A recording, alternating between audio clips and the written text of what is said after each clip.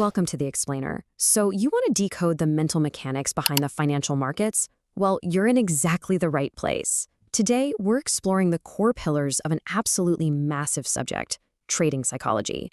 We're going to break down exactly how the human mind processes uncertainty, structures exposure, and ultimately seeks mastery.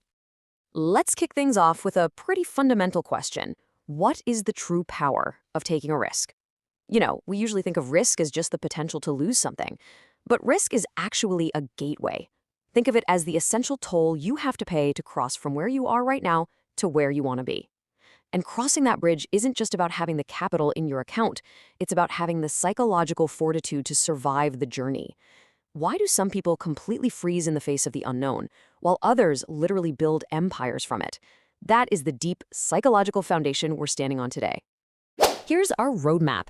We're covering the psychology of risk, mastering risk management, icons of risk, network marketing versus trading, and finally, cryptocurrency trading mastery.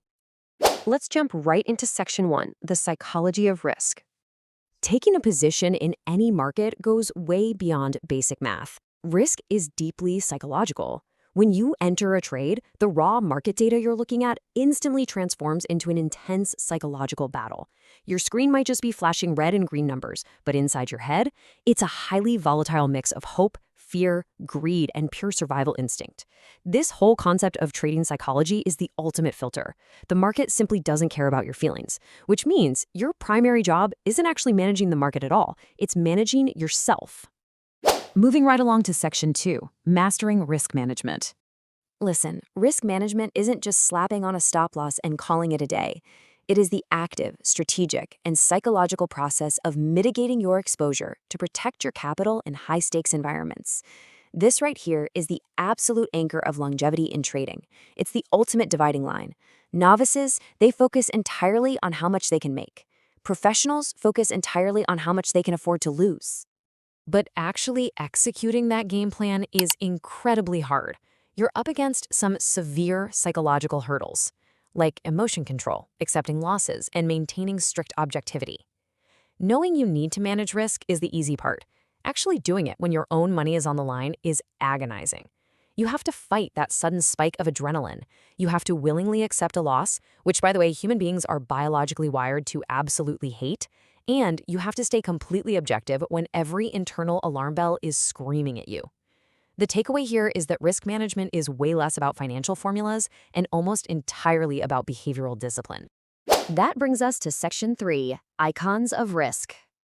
Let's look at the extreme ends of how humans interact with danger and uncertainty. On one side, take Neil Armstrong.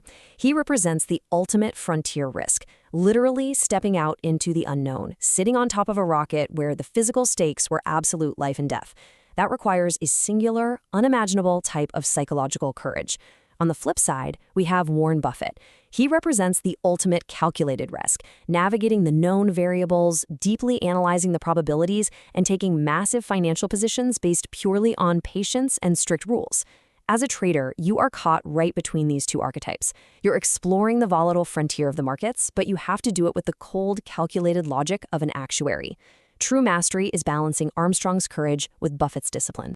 All right, section 4. Network marketing versus trading. When we break down structural risks, we see a massive contrast. In network marketing, the risk profile is heavily skewed towards social and structural factors. Your success depends on your network, your persuasion skills, and the actions of others. It's a highly external, people-driven kind of energy. Trading, however, is a completely different landscape. The risk is direct, solitary, and purely financial. There's no one to persuade, there's no team to hype you up. It is literally just you, your capital, and the market. The psychological energy required for trading is deeply introspective and demands total self-accountability, which is completely distinct from the social hustle of network marketing. And finally, section 5, cryptocurrency trading mastery. If we map these concepts into a progression, we get this sort of hero's journey for the modern financial participant. Step 1 is often navigating introductory structural ventures, like network marketing, where you first get your feet wet with independent income and basic risk.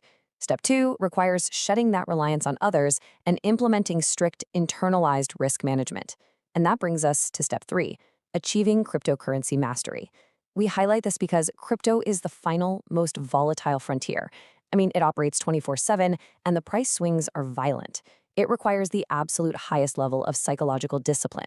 To master crypto trading, you have to have conquered your emotional hurdles, locked in your risk management, and learned to face extreme volatility with a calculated, unshakable mind. So, as we wrap up this explainer, I want to leave you with a question to really reflect on. Where do you fall on the spectrum of risk? Are you dodging the unknown altogether? Are you jumping into the frontier without a calculated plan? Or are you actively forging the psychological armor you need to master your own reactions when the stakes are highest? The market is basically just a mirror reflecting your own mind right back at you. How you handle the unknown literally dictates your reality. Until next time, keep analyzing, keep questioning, and keep mastering your mind.